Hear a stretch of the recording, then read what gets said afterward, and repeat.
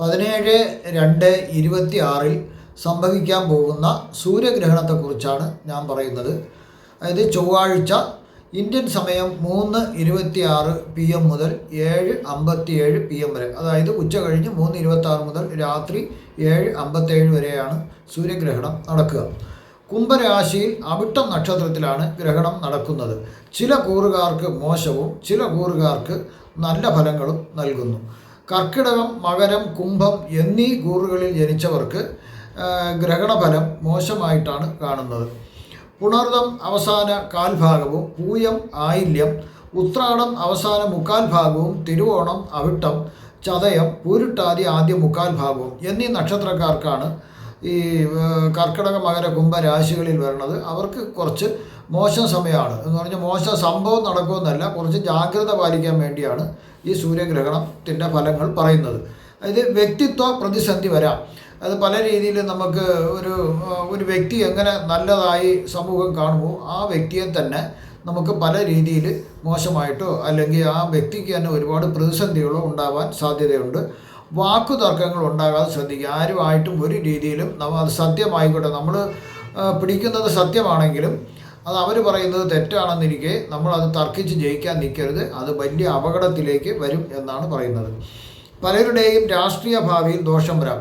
ഇപ്പം പല രാഷ്ട്രീയ തട്ടുകളിൽ, ഉയർന്ന തട്ടുകളിൽ അല്ലെങ്കിൽ ഉയർന്ന പദവികളിൽ ഇരിക്കുന്നവർക്ക് പലർക്കും ദോഷങ്ങൾ സംഭവിക്കാൻ സാധ്യതയുണ്ട്. ചിലർ ജയിലിലാവാം, അല്ലെങ്കിൽ ചിലർക്ക് ഭയങ്കരമായ മോശം ആയിട്ട് പല അവസ്ഥകൾ വരാം. ഇങ്ങനെ പല രീതിയിൽ അവരെ തരം താഴ്ത്തപ്പെടുന്ന ഒരു മാനഹാനിയൊക്കെ വരേണ്ട സാധ്യത ധാരാളമായിട്ട് കാണുന്നുണ്ട്.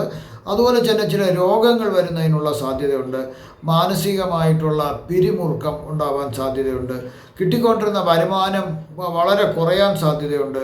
തൊഴിലിൽ പ്രതിസന്ധി ഉണ്ടാകാം, തൊഴിൽ കിട്ടാണ്ട് വരാം, അല്ലെങ്കിൽ തൊഴിലിൽ തന്നെ ഭയങ്കരമായ അധ്വാനം വേണ്ടി വരാം. പിതൃസ്വത്തിന്മേൽ തർക്കം വരാം. കുടുംബ സ്വത്തിനൊക്കെ വീതം വയ്ക്കുന്നതിൽ ഭയങ്കരമായ തർക്കങ്ങൾ വരാൻ സാധ്യതയുണ്ട്. ഹൃദയത്തിന് അസുഖം വരാനും സാധ്യതയുണ്ട്. ചിലർക്ക് അംഗവൈകല്യം, അപകടങ്ങൾ മൂലമൊക്കെ അംഗവൈകല്യം വരാനും സാധ്യത കാണുന്നുണ്ട്. ഇതെല്ലാം ഒരാളിനെ ബാധിക്കുന്ന അല്ല ഈ പറഞ്ഞ മോശഫലങ്ങളെല്ലാം. ഇതിലേതെങ്കിലും ഒന്ന് വരുവാനുള്ള സാധ്യത കാണുന്നുണ്ട്. മുൻകരുതുകൾ എടുത്താൽ ഏറെക്കുറെ എല്ലാ ദോഷങ്ങളെയും ഒഴിവാക്കാൻ സാധിക്കും. അതുപോലെ ആരോടും വഴക്കിനും തർക്കത്തിനും പോകരുതെന്ന് പറഞ്ഞിട്ടുണ്ട്. അതുപോലെ മധ്യസ്ഥത പറയാനും പോകരുത്. മധ്യസ്ഥത പറയാൻ പോയി കഴിഞ്ഞാൽ അപകടം ഉണ്ടാവാൻ, ചിലപ്പം മരണം വരെ സംഭവിക്കേണ്ട സാധ്യതയുണ്ട്. അതുപോലെ തന്നെ മറ്റുള്ള ആൾക്കാരുടെ കുടുംബകാര്യങ്ങളിൽ കയറി ചെന്ന് ഇടപെടുന്നത് അത് ശരിയല്ല, അത് ഒഴിവാക്കുക. ഇതൊക്കെ വലിയ പ്രശ്നങ്ങളുണ്ടാക്കും. ഉപകാരം ചെയ്തത് നമ്മൾ ആർക്കെങ്കിലും ഉപകാരം ചെയ്തിട്ട് നമ്മൾ ഉപദ്രവം തിരിച്ച് അതിൻ്റെ കൂലിയായിട്ട് വാങ്ങരുത്. ആളെ നോക്കി മാത്രം ഉപകാരം ചെയ്യുക. ചതി, വഞ്ചന ഇവ വരേണ്ട സാധ്യത കാണുന്നുണ്ട്.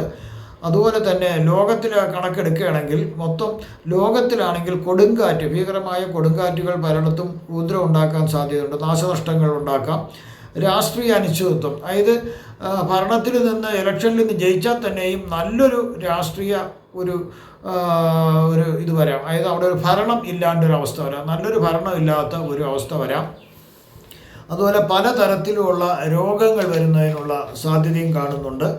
മനുഷ്യർക്ക് കൂടുതൽ നാശനഷ്ടങ്ങൾ വരുന്നതിനുള്ള സാധ്യത കാണുന്നുണ്ട്. ആയതിനാൽ ആ ഗ്രഹണ സമയത്ത് വിശ്വാസികൾ അവരുടേതായിട്ടുള്ള ദൈവങ്ങളെ പൂജിക്കുകയും മറ്റുമൊക്കെ ചെയ്ത് പ്രീതി സമ്പാദിക്കുക. ഈ ആരെയും ബാധിക്കാതിരിക്കട്ടെ. എല്ലാവർക്കും ഗ്രഹണത്തിനപ്പുറവും സർവ്വവിധ സുഖ സമ്പൽ സമൃദ്ധി, ദീർഘായുസ്, ആരോഗ്യങ്ങൾ ഭഗവാൻ നൽകുമാറാകട്ടെ എന്ന് ഞാൻ പ്രാർത്ഥിക്കുന്നു. നന്ദി, നമസ്കാരം.